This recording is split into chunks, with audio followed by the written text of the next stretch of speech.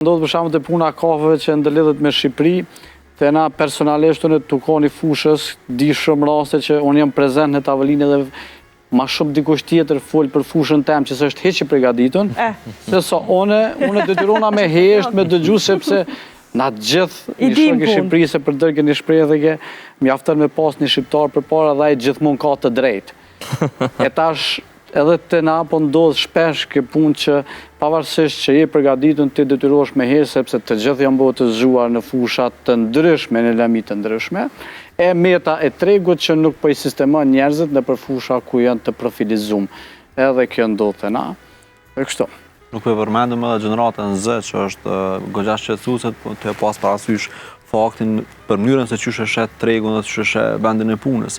Kom pas raste me pa trit pra që kanë ardhur në kompanitë ku punoj me dhënë shërbime dhe thjesht prej mënyrës që kanë pa ata prej jashtë, prej anës, prej TikTokut, prej platformave sociale, kanë besuar që kur shkojnë ato, krejt kanë më marrë me ta dhe thjesht ata kanë me kanë në vëmendje edhe nuk duhet ata me bë kur gjë prej vetes. Pra mungon edhe ky vizioni që ata mu përfshin në kompani më shumë, me pas ambicie më zhvillu vet. Pra presin që sanet më or pak hazër, më or në dorë ashtu, edhe ai mu gradu thjesht vetë pse ka ardhur ato. Pra ndoshta pse në fakt e di që si ligj ekziston, por nuk e di a praktikohet nga kompani që të marrin me gjysmë orari që nga mosha 16 vjeçare nxënës, të cilët duhet të mësohen pak a shumë dhe të përgatiten për punë, për tregun e punës që nga mosha 20 ose 18 varësisht se si e gjenë. Sa vlerësohet kjo të ne dhe sa praktikohet për fëmijë 16 vjeçar që të ketë të plotësuar një numër, një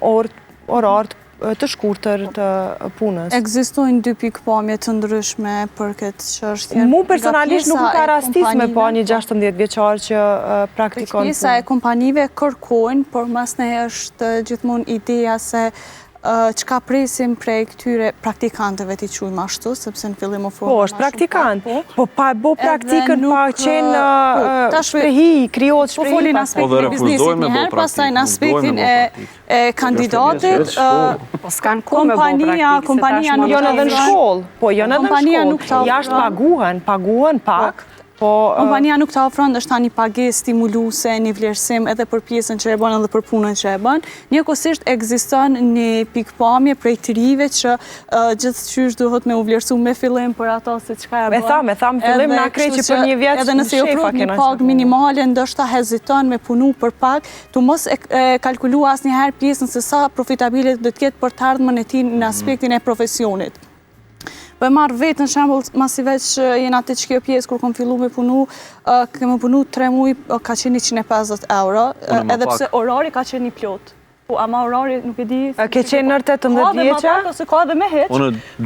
Para 12 vite kam njësë jo, kom qenë plus 18 vjeqe, kom qenë diko 19 besoj, kom qenë vitin e 2 në fakultet, edhe kanë qenë 150 euro me orar të plot, me një pozitë cilën ty vetë shurtash me zotru ndërshta për 2-3 javë dhe me marë, por 3 muaj pagu për pjesën që e ke ba... Si praktikante. Si praktikante, si një person që është hynë treg, ndërshta pa njohuri dhe pa bagazhe, dhe për mu ka qenë shumë okeja, për kundra si kom qenë shumë e knaqën që më është të ofru që e mundësi